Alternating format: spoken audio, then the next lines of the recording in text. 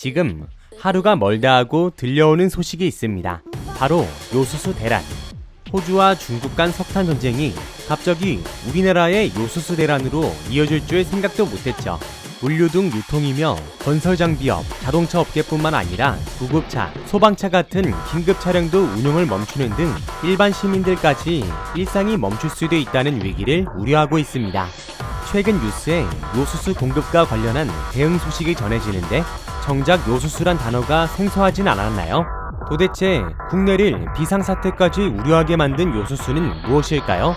오늘도 신비한 잡학사전과 함께 알아보는 시간 시작하겠습니다. 요수수가 도대체 뭐야? 주유소에 기름 넣으러 가셨다가 요수수 판매라는 팻말을 보신 적 있으신가요?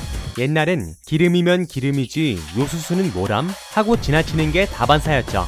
요수수는 요수와 정제수의 혼합물로 디젤차에서 발생하는 질소산 화물을 물과 질소로 분리시켜 대기오염 물질 배출량을 절감하기 위해 쓰이는 수용액입니다.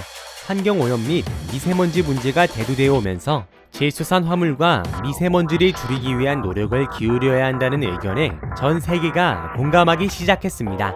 석탄으로 경제 발전해온 국가들이 왜 입을 모아 질소산 화물을 줄여야 한다고 말할까요? 질소산 화물이 산성비와 오존층 파괴의 주요 원인 물질이기 때문입니다. 산업화 이후 늘어난 차량 시장으로 시민들의 차량 보급률도 높아졌죠. 그런데 과거엔 친환경 연료에 대한 필요성도 없었고 저렴하면서도 어디서나 구할 수 있는 원료를 선호했죠. 차량 내부에서 배기가스가 통과하는 자리에 배기가스 저감 장치를 설치해 요수수를 분사하면 질소산 화물이 물과 질소로 분리돼 배출되는 원리로 작용합니다. 요수수는 과거 2008년 유럽에서 배출가스 기준을 정하고 규제하기 시작하면서 수요가 시작됐는데요. 이때 일부 대형 화물차 등 고출력 디젤 엔진에 배기가스 저감 장치를 적용하기 시작하면서 요수수의 필요성이 증가되었습니다. 지난 2015년 배기가스 배출에 관한 환경규제 유로가 시행되면서 자동차를 생산할 때 디젤 엔진과 함께 의무 설치가 됐습니다. 때문에 2015년 이후 생산되는 차량에는 요수수가 있어야만 운행 가능합니다. 독일 등 해외에선 2017년쯤 시중에 돌아다니는 디젤 엔진 차량 전부 배기가스 저감 장치를 필수 설치된 상태였습니다. 그러면 요수수가 없으면 디젤 엔진 차량은 운행이 전혀 불가할까요? 아닙니다. 일부 가동은 가능하지만 요수수 없이는 출력을 강제로 저하시키거나 엔진이 멈추기 때문에 단시간만 운행할 수 있습니다.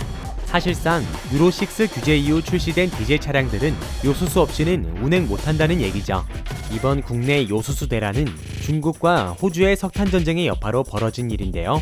요수수의 생산 원료가 바로 석탄입니다. 중국은 석탄이 부족해지면서 요수수 수출을 일시적으로 금지시켰는데요. 자연스럽게 중국 요수수 수입 비중이 높았던 우리나라는 요수수 대란의 직격탄을 맞게 된 것입니다. 관세청에서 살펴본 올해 1월부터 9월까지 국내 산업용 요수수 수입량을 들여다보자고요. 이 기간 동안 요수수 총 수입량 31만 6,821톤입니다. 이 중 중국 수입량은 30만 9,422톤으로 97.66%에 해당합니다. 요수수에 대한 중국 수입 의존도가 굉장히 높죠. 국내에서도 요수수를 자체 생산할 수 있지만 중국 의존도가 높은 이유는 워낙 가성비가 좋기 때문이었습니다. 저렴한 가격에 중국에만 수입을 의존해오다 이번 요수수 대란으로 위기를 맞은 것이죠. 국내에서는 다급히 다양한 대안을 내놓기 시작했습니다. 국내 건설기계 장비들은 소수나 전기를 원료로 하는 차량을 개발 생산하려는 계획을 내놓았습니다.